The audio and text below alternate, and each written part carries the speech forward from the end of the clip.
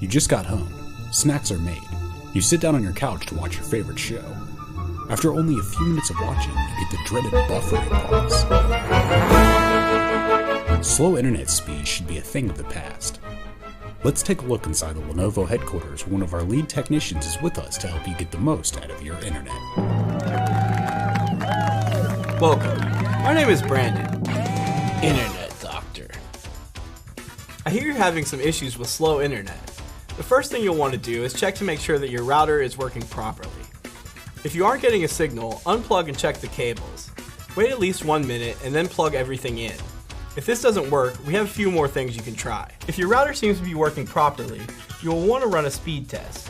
Your internet service provider should have a free speed test on their website. Before you run the test, make sure that you don't have anything else open other than the browser window with the speed test. After the test is complete, compare the numbers to your current internet service plan.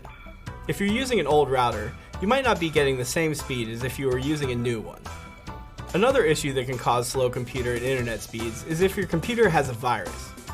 Whether you realize it or not, when you're surfing the internet or downloading files, you're connecting to other computers that can make your computer vulnerable to viruses. The general rule of thumb is not to surf sketchy websites that might be harmful to your computer. Signal interference can also be a big factor if you're connecting through Wi-Fi. If you're in an apartment complex or an area where there are many other radio signals traveling through the air, this could affect the internet connection on your device.